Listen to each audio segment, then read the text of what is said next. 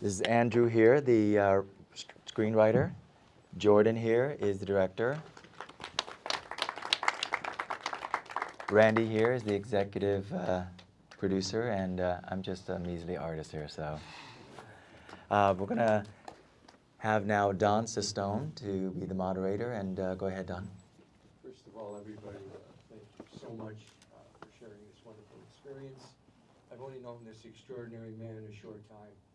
I actually work at the Winslave Art Gallery as an art specialist, so I'm honored to be here. That being said, the greatest auteur of silent films and movies was Charlie Chaplin. And he said this about time. Time is the best author. It always writes the perfect ending. And so much of us are dictated in our lives by time. So to explore this extraordinary topic in a speechless manner, in a silent film, I think is really to have kudos to this wonderful team.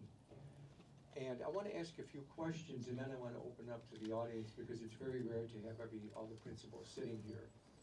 So, from knowing you, Sir Daniel, I know you work in many, many different types of mediums.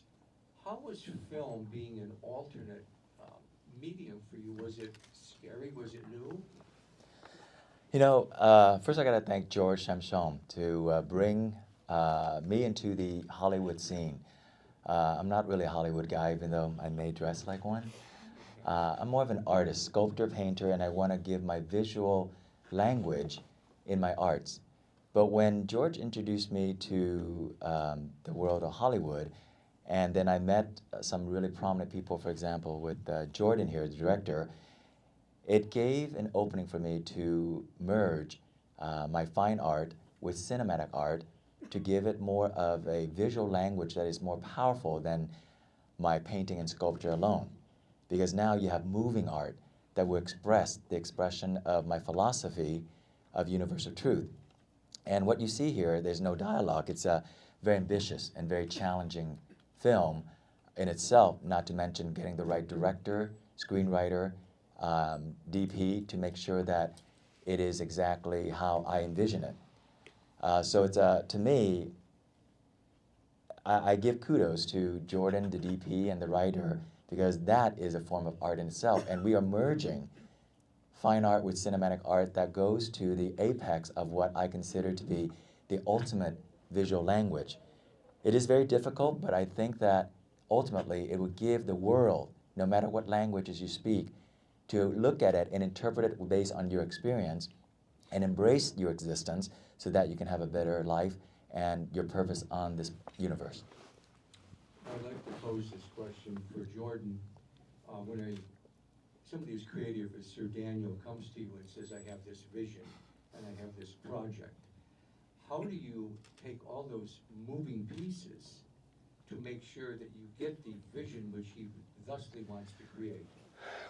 Well, I think when you handle any sort of assignment, whether it's dealing with someone's personal artwork or someone's life story, you have to approach it with a lot of respect, first off. I think there's a lot of trust and respect, at play. And, you know, right off the get-go, like, you know, we had done a few projects together before this. You know, getting up to this point, it's a lot of trial and error and being vulnerable. I'm taking someone's artwork that they've spent the last 30, 40 years perfecting and putting into their own, and you kind of have to approach it in a way that is, you know, you're a professional. You want to bring your own side to it, but you want to approach it in a very delicate way because you are messing with someone's legacy. And so it was really important for myself and Andrew to approach it in such a delicate way. And you know, in that process, it was a lot of us being vulnerable with our ideas and ready for rejection. But it was such a collaborative experience. Daniel and Randy are such great collaborators, and that. I don't think we could ask for better collaborators in that process. Yeah. Now, if I can add, we see this beautiful finished product. How many hours in the arduous task did you both spend? Because when we watch a film, we marvel at the end result if it's good. So can you tell us a little about that process, please? Well, you don't get to make a film like that without standing on the shoulders of some really talented people. And I have to give a shout out to my cinematographer, Alexander James Benelli, over here, for someone that I've been working close with for the last 5 years, that we've been working together very tight. We have been working on this look together. My look is just as much as it is his, so I have to give him a lot of credit. And also my camera operator, Matt Louie here, who's a dear friend of mine. You know, just some of the faces of a huge crew, as you saw here. So it took a lot of people, and as they say, it takes a village. So. Now I'd like to pose this question for Andrew. Andrew, you are a writer. Yeah. You deal in the written word. How do you take the written word and turn it into cinema or moving parts? Well, you know, a lot of that is finding the right people, finding the right director, finding the right crew, the right cinematographer, the right, you know, set designer, set deck, everything, right costume designer. My job as far as the writer kind of ends at the script when it comes to bringing it to life on there. Then it comes, you know, my producer hat gets put on, and it comes to finding the right people to get the job done. But I would say, you know, writing a script with no dialogue and conveying such a strong message, Really amazing. one of the biggest challenges I've ever done. And it was such an honor to even be given that opportunity. So, yeah.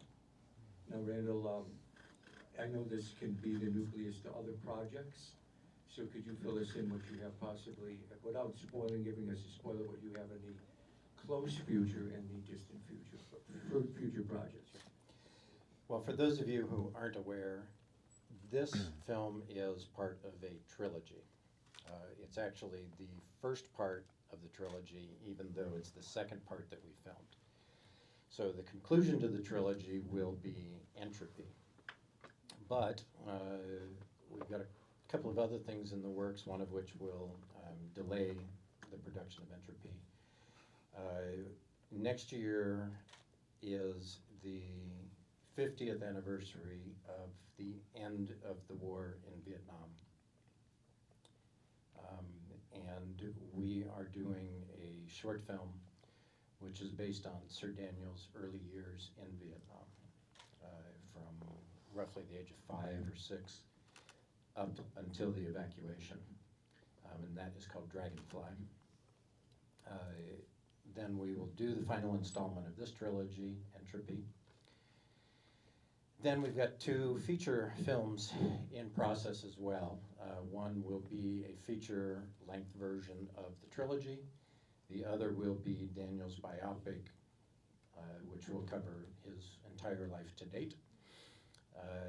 All very ambitious projects, but we have a spectacular team.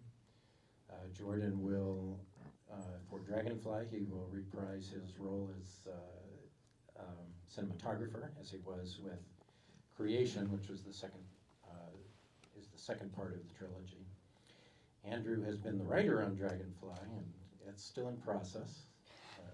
But there's some wonderful things to come from these very wonderful, talented people.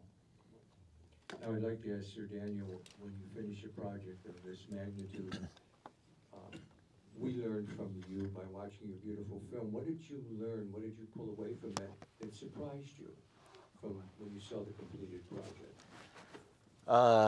Like I said, my role for me in this universe is to become an artist and communicate and give everyone my philosophy. But acting and film is not my thing. But when I saw the final product, I was impressed. Doing the filming, I have to say, was somewhat difficult, and just to let you know, it's impressive. The set you saw there is not from a location. It's actually built. The whole cave was built from scratch. And then we filmed backward with my beard and hair, and then they cut everything until this first scene, and that's where they shot last. And it took only 3 days to shoot the entire short film. And the emotion that I had to bring onto the film was new. Since I'm not an actor, I'm an artist, I express it in my work. But this director here is brilliant. He puts me in a place where I can visually communicate with the audience without any dialogue. So, in essence, all the emotion that you saw on the film was real.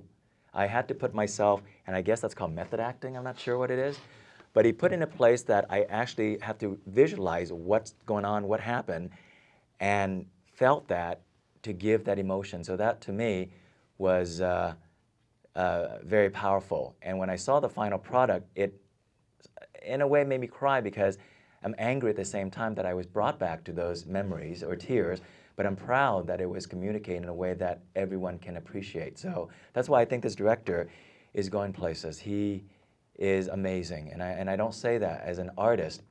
To artists, I'm very, very picky, and I'm very particular, and I don't compliment easily.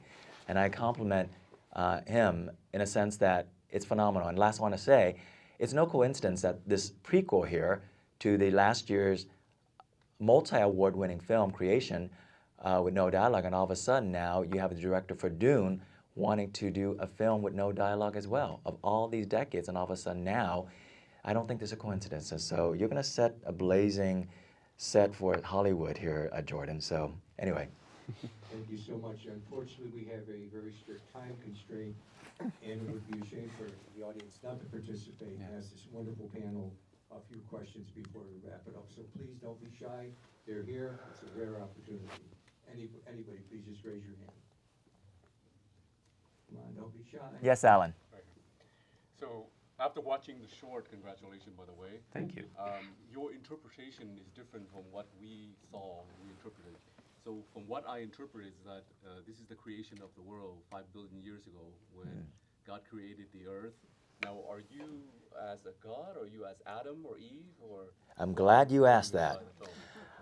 See, entropy means chaos to order. And then, of course, the ultimate film is called Entropy, from order to chaos, and then creation is life. So basically, this is birth, then life, and then rebirth. Entropy here, we always wonder how the Big Bang happens if you're into science. How does all the order comes about, and how does the billions and trillions of planets come to life? Well, I'm interpreting it as an artist. This artist that came into this realm is energy. And even energy requires inspiration. So when you look at the movie, watch a movie, at least you have to watch it 3 or 4 times to see the symbolism. The dancer, the sculpture of the female, the young Mother Nature, they're all inspiration and dreams from this energy that is required and necessary to have inspiration to create the planet. And ultimately, when the inspiration is already there, he is left, or that energy is left on its own to create. So that's why the death, so to speak, of Mother Nature. But yet, he is the one, or that energy is the one that needs to finish. And when he's complete, then Mother Nature takes over and he goes to the next level. So it's a very philosophical, very profound movie that you're going to have to watch multiple times to understand universal truth. So in essence, we are all gods, because we're all energy. So it's not necessarily religious, spiritual, scientific, it's all of that. It's how you interpret it. For me, it's about pure energy and the law of, universal law of nothing can be destroyed or created, and of course relativity as well. Time, essence, current, past, future, present, they're all the same. So this movie is very profound. Next question. Yes?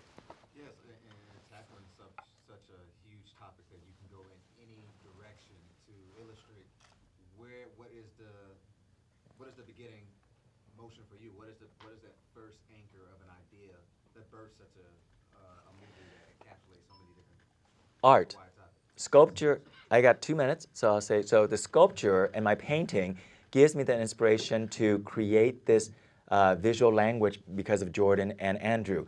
But as an artist, it is an epiphany. And for me, I think the energy of the universe, somehow all of us have that connectivity that gives us that inspiration and drive. And that's how it started, with a spark of energy in our soul, our spirit. And all of us have that. And that's what I've done here with the help of everyone else.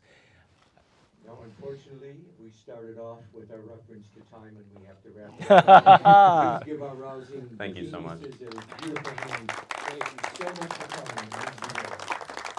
Thank you very much.